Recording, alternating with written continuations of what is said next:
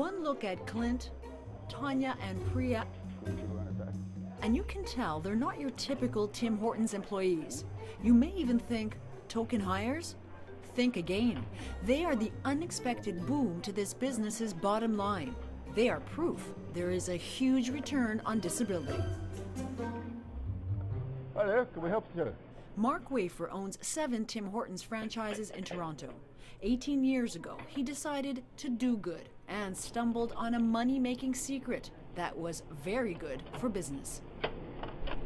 When we first opened a store in 1995, I realized very quickly that my staff weren't going to be able to keep up the dining room. It was a large store, 65 seats, and the dining room, my staff couldn't keep up. I had a need. I had to hire somebody. I'm expecting a lot of people to come in for soup and chili this afternoon. I want you guys to be ready. Okay. Okay. That somebody was Clint Sparling, ready to start working like yesterday. And the thing is, Mark got that.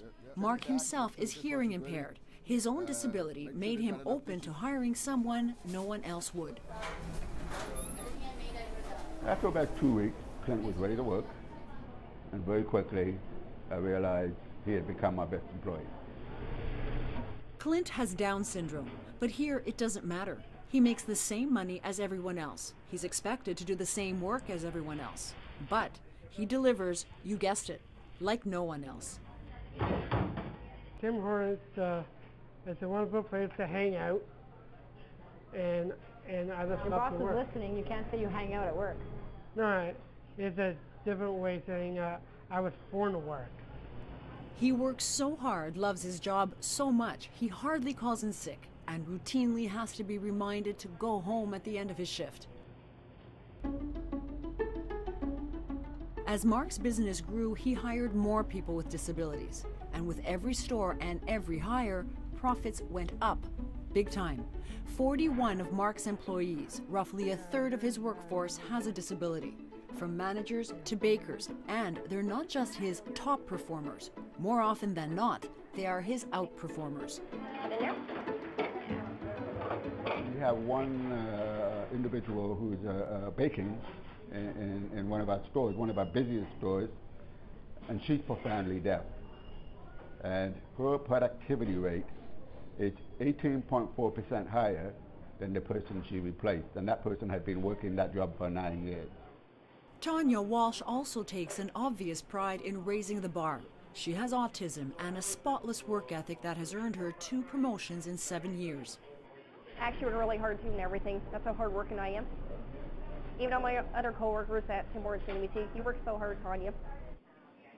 And then there's Priya Premchuk. She has an intellectual delay but has no problem keeping up with dirty tables. A bit shy, she finds it easier doing her job than talking about it. What do you like about it? Tough questions, huh? Yeah. What's not so tough to figure out? All 3 are loyal, productive employees, and the effect is contagious. Not only do Mark's disabled workers tend to stick around, so do his others. In an industry where the turnover rate alone can sink you, Mark is sailing. It can cost me up to $4,000 to replace a frontline worker in a Tim Hortons. Now, if my turnover rate is 40% and my colleague down the street is 75, and we're both doing just as good a job, I'm making more money. How much of this is about charity for you? 0. None.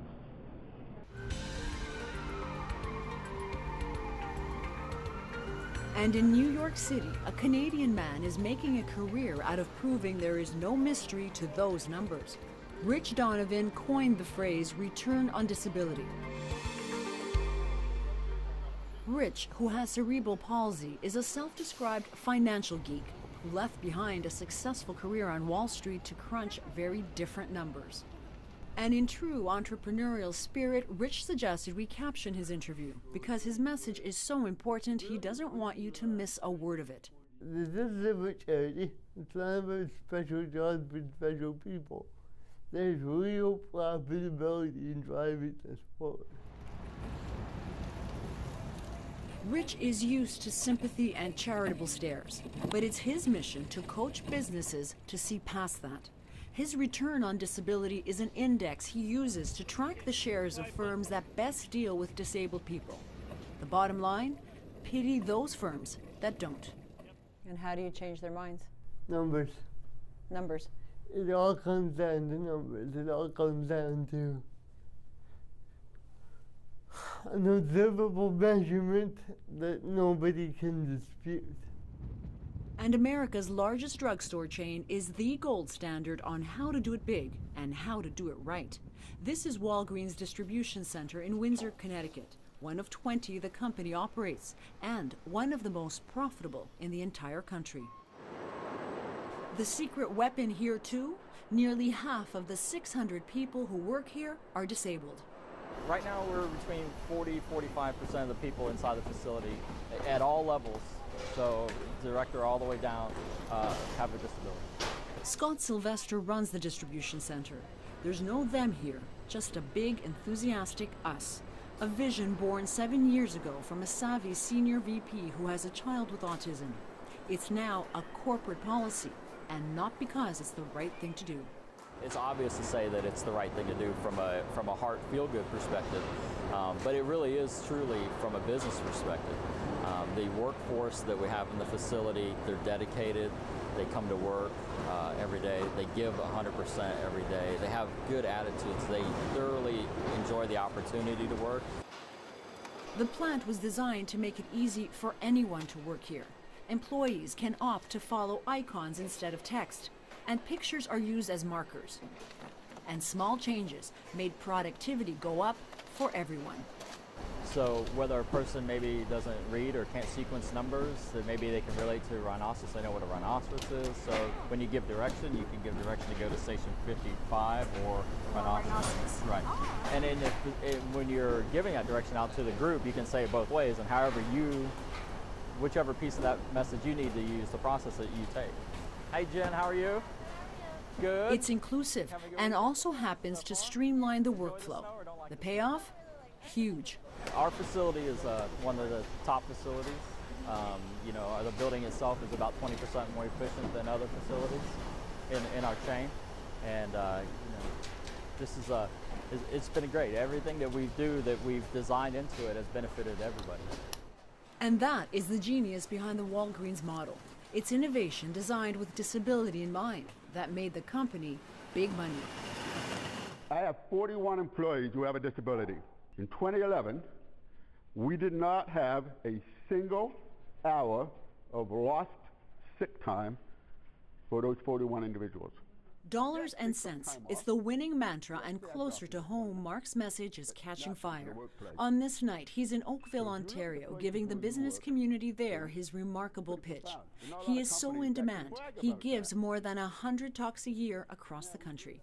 You can't make change with this by talking about the emotional. And we can't make change by talking about compliance and laws and legislation. We can make change with the business case. Doing good because it's good for business. Now we're talking. And Mark insists businesses simply can't afford to miss out on the disability train. We're looking at about 1 million workers short by 2025. And that's not just skilled labor. We're talking about entry-level positions. If you don't do this now, you're running the risk of not having staff 10 years from now. And you know, what's been good for Mark's business has been good for workers like Clint, too. Clint recently married his sweetheart, Katie. They own a condo and live on their own, with some help from their families. Do you still see yourself staying here? Or going somewhere else? Or Actually, there's no place else in the whole world but Tim Hortons. how much did he pay you to say that? Honestly, Yeah. none of whatsoever. You can't buy that kind of advertising, all because one businessman spotted an opportunity and discovered it was the opportunity of a lifetime. Joanna Brimiliotis, CBC News, Toronto.